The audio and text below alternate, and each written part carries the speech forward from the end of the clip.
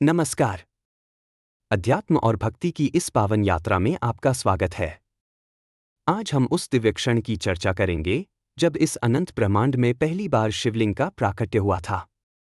यह कथा केवल एक पौराणिक घटना नहीं है, बल्कि यह त्रिदेवों ब्रह्मा, विष्णु और महेश के बीच के उस संबंध को दर्शाती है जो सृष्टि के आधार को परिभाषित करता है। यह गाथा है शिवलिंग की प्रथम पूजा की, जिसमें महादेव के निराकार स्वरूप ने पहली बार दर्शन दिए और ब्रह्मा एवं विष्णु के अहंकार का शमन किया। सृष्टि के आरंभिक काल में, जब चारों ओर केवल अंधकार और शून्य व्याप्त था, तब भगवान ब्रह्मा और भगवान विष्णु के बीच एक गंभीर विवाद उत्पन्न हो गया। ब्रह्मा जी, जो सृष्टि के रचयिता हैं, और विष्णु जी, जो समस्त जगत के पालनहार हैं, इस प्रश्न पर उलझ गए कि उनमें से कौन अधिक शक्तिशाली और श्रेष्ठ है। ब्रह्मा जी का तर्क था कि चूंकि उन्होंने ही चराचर जगत की रचना की है, इसलिए वे ही पितामह और सर्वोच्च सत्ता हैं।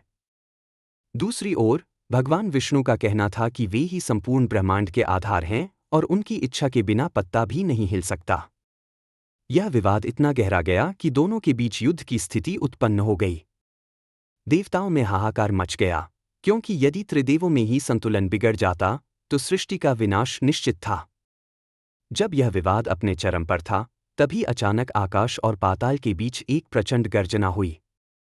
दोनों देवताओं के आश्चर्य की कोई सीमा न रही जब उनके सामने एक विशाल, अनंत और तेजोमय प्रकाश स्तंभ प्रकट हुआ। यह स्तंभ इतना विशाल था कि इसकी चमक करोड़ों सूर्यों के समान थी। न तो इसका कोई आरंभ दिख रहा था और न ही कोई अंत। यह अग्नि का एक ऐसा पुंज था जिसने समस्त ब्रह्मांड को आलोकित कर दिया था। ब्रह्मा और विष्णु ने अपने अस्त्र शस्त्र त्याग दिए और उस अद्भुत दृश्य को निहारने लगे। वे समझ गए कि यह कोई साधारण शक्ति नहीं है, बल्कि साक्षात परमेश्वर का कोई रहस्यमय स्वरूप है। इसी प्रकाश स्तंभ को ज्योतिर्लिंग कहा गया, जो भगवान शिव का प्रथम और निराकार प्राकट्य था। उस ज्योतिर्लिंग के रहस्य को जानने के लिए ब्रह्मा और विष्णु ने एक निर्णय लिया। उन्होंने तय किया कि जो भी इस स्तंभ के छोर को पहले खोज लेगा, वही श्रेष्ठ माना जाएगा। ब्रह्मा जी ने एक श्वेत हंस का रूप धारण किया और स्तंभ के ऊपरी सिरे की खोज में आकाश की ओर अनंत ऊंचाइयों पर उड़ चले। वहीं भगवान विष्णु ने अपनी माया से एक विशाल वराह का रूप लिया और स्तंभ की जड़ों को खोजने के लिए पाताल की गहराइयों में उतर गए। हजारों वर्षों तक दोनों अपनी अपनी दिशाओं में निरंतर यात्रा करते रहे। विष्णु जी पाताल के अंतिम छोर तक जाने का प्रयास करते रहे, लेकिन उन्हें उस प्रकाश स्तंभ का कोई अंत नहीं मिला। अंततः अपनी सीमा को समझते हुए वे वापस लौट आए और उन्होंने स्वीकार किया कि उस स्तंभ का कोई अंत नहीं है।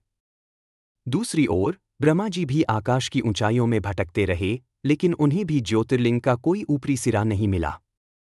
जब वे थक कर वापस लौट रहे थे, तभी उन्हें आकाश से नीचे गिरता हुआ एक केतकी का फूल मिला। ब्रह्मा जी ने सोचा कि यदि वे खाली हाथ लौटेंगे तो उनकी हार हो जाएगी।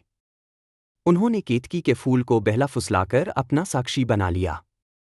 ब्रह्मा जी ने विष्णु जी के पास पहुंचकर झूठ बोला कि उन्होंने स्तंभ का शिखर देख लिया है, और केतकी के फूल ने इस झूठ की पुष्टि कर दी। ब्रह्मा जी का यह कृत्य न केवल असत्य था, बल्कि उनके अहंकार की पराकाष्ठा भी थी।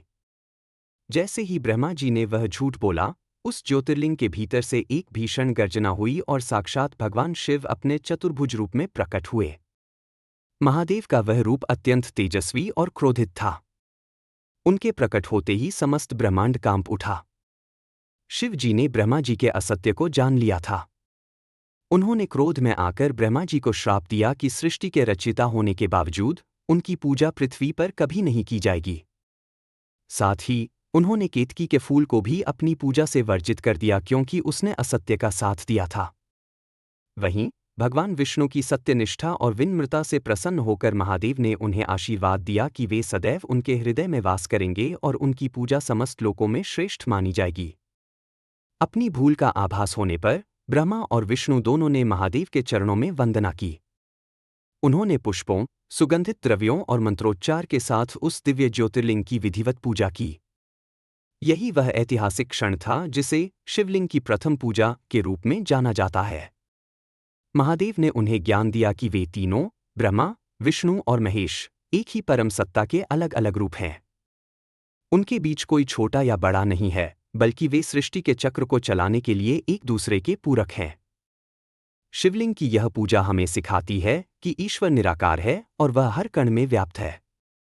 तो मित्रों, यह थी शिवलिंग के प्राकट्य और उसकी प्रथम पूजा की पावन कथा। यह हमें अहंकार को त्यागने और सत्य के मार्ग पर चलने की प्रेरणा देती है। जब भी हम शिवलिंग पर जल अर्पित करते हैं, हमें उस अनंत प्रकाश की याद आती है जो हमारे भीतर के अंधकार को मिटा देता है। आशा है कि यह कथा आपके जीवन में शांति और भक्ति का संचार करेगी। हर हर महादेव। धन्यवाद।